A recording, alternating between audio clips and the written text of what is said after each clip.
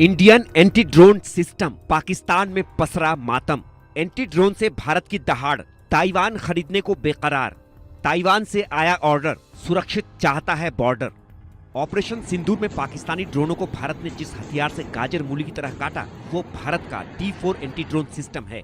इस सिस्टम को खरीदने के लिए चीन का सबसे बड़ा दुश्मन ताइवान बेकरार है। दरअसल ऑपरेशन सिंदूर की सफलता के बाद D4 एंटी ड्रोन की मांग काफी बढ़ गई है।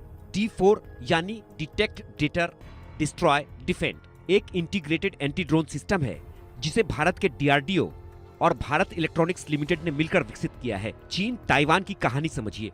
चीन ताइवान को अपना हिस्सा मानता है और चीन ने साफ कह रखा है कि ताइवान को चीन में मिलाने के लिए वह बल प्रयोग कर सकता है। बीते कुछ सालों में चीन ने ताइवान स्ट्रेट में अपने सैन्य अभ्यासों और ड्रोन निगरानी को बढ़ाया है।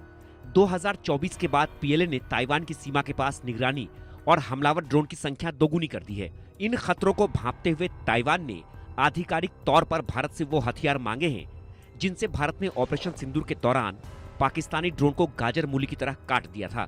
ताइवान ने आधिकारिक तौर पर भारत के DRDO और BEL की तरफ से विकसित D4 एंटी ड्रोन सिस्टम खरीदने का अनुरोध भेजा है। ताइवान के इस अनुरोध पर चीन का बौखलाना तय है, क्योंकि चीन नहीं चाहता कि कोई भी देश ताइवान की मदद करे।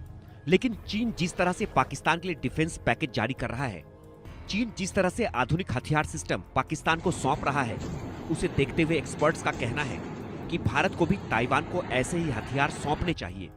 ऑपरेशन सिंदूर के दौरान D4 एंटी ड्रोन सिस्टम का जौहर दुनिया को देखने को मिला था, जब पाकिस्तान ने तुर्की और चीन के बने करीब 300 से 400 ड्रोन के साथ भारत पर हमला किया था। तो इस दौरान भारत ने सभी ड्रोन को हवा में ही मार गिराया था। भारत ने तुर्की के बायर कतार TB2 ड्रोन को भी मार गिराया था, जिससे भारत की एडवांस सॉफ्ट किल जैमिंग और हार्ड किल लेजर क्षमता की मजबूती का पता चला था, जिससे दुनिया दंग रह गई थी।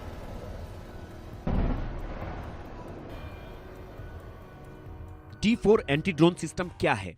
D4 यानी डिटेक्ट, डिटर, डिस्ट्रॉय, डिफेंड, एक इंटीग्रेटेड एंटी ड्रोन सिस्टम है जिसे भारत के DRDO और बेल ने मिलकर विकसित किया है। यह सिस्टम 4 स्तर पर काम करता है। D4 एंटी ड्रोन सिस्टम कैसे काम करता है और इसके D4 का मतलब समझिए। पहले D यानी डिटेक्ट का मतलब पता लगाना है। यह मल्टी फ्रीक्वेंसी रडार और EO/IR सेंसर से ड्रोन की उपस्थिति का सटीक पता लगाता है। डिटर यानी डराना, यह सिग्नल जैमिंग और GPS स्पूफिंग से दुश्मन के ड्रोन को मिशन से भटका सकता है। D3 को समझिए। डिस्ट्रॉय यानी नष्ट करना, सिस्टम में लेजर आधारित हार्ड किल तकनीक और RF जैमर से सशस्त्र ड्रोन को हवा में ही खत्म किया जा सकता है। डिफेंड यानी रक्षा करना, यह किसी भी बचे ड्रोन या झुंड यानी स्वार्म हमले से संवेदनशील क्षेत्रों की रक्षा सुनिश्चित करता है। अब ताइवान भारत के इसी एंटी ड्रोन से चीन को मुंहतोड़ जवाब देना चाहता है।